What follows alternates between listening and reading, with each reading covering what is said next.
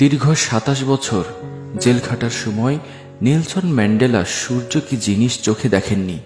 তারপর তিনি দেশের প্রেসিডেন্ট হওয়ার পর একদিন তার কয়েকজন সহকর্মীকে বললেন, চলো আজ শহর দেখি।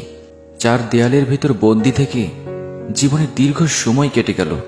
এখন নিজের শহরটি কেমন হয়েছে নিজের চোখে না দেখলেই নয়। সহকর্মীদের সাথে নিয়ে নেলসন ম্যান্ডেলা শহরের অলিতে গলিতে হাঁটলেন। তার খুব খিদে পেল। খিদে লাগার পর ম্যান্ডেলা বললেন, চলো সামনের মোড়ে যদি কোনো রেস্তোরাঁ পায় সেখানেই কিছু খেয়ে নিতে চাই। সহকর্মীরা তো অবাক। বুঝতে পেরে ম্যান্ডেলা বললেন, অবাক হওয়ার কিছুই নেই, খিদে পেয়েছে খাবো। জেলখানার ওই বিভৎস খাবার খেয়েও যেহেতু মরিনি, তাই এত সহজে মরব না। সবাই মিলে টেবিলে খেতে বসেছেন। অল্প দূরে আরেকজন ভদ্রলোক বসে আছেন, বেশ বয়স্ক।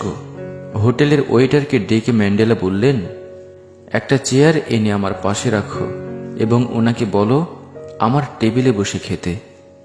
ভদ্রলোক হাসলেন, এসে তার পাশের চেয়ারটায় বসলেন। খেতে খেতে সবাই গল্প করছেন, কিন্তু পাশে বসা ভদ্রলোকটি কিছুই খেতে পারছেন না। ওনার হাত কাঁপছে, চামচ থেকে খাবার প্লেটে পড়ে যাচ্ছে।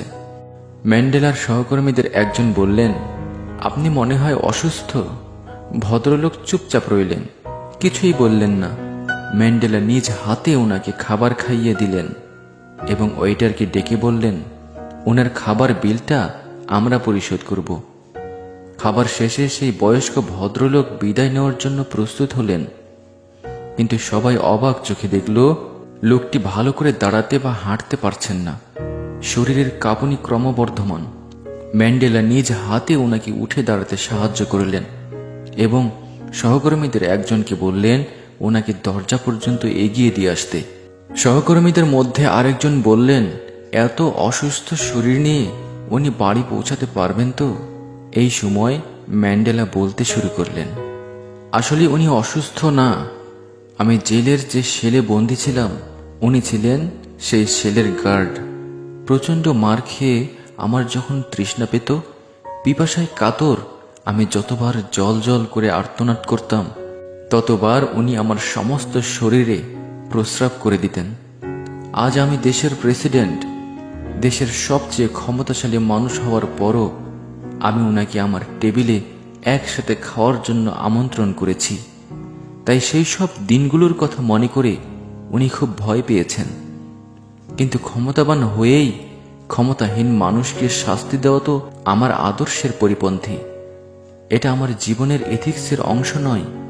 তাই শাস্তি পাওয়ার পরিবর্তে উনি ভালোবাসা পেয়েছেন। আমার মুখে আর শরীরে উনি প্রস্রাব করেছেন, কিন্তু ওনার মুখে আমি খাবার তুলে দিয়েছি। আমি আপনাদের যেমন প্রেসিডেন্ট, তেমনি ওনারও প্রেসিডেন্ট। প্রতিটি নাগরিককে সম্মান জানানো আমার নৈতিক দায়িত্ব। শুধুমাত্র প্রতিশোধ নেওয়ার মানসিকতায় একটি তৈরি রাষ্ট্রকে ধ্বংস করে দিতে পারে, আর সহনশীলতার মানসিকতা একটি ধ্বংস হয়ে যাওয়া রাষ্ট্রকে তৈরি করতে পারে।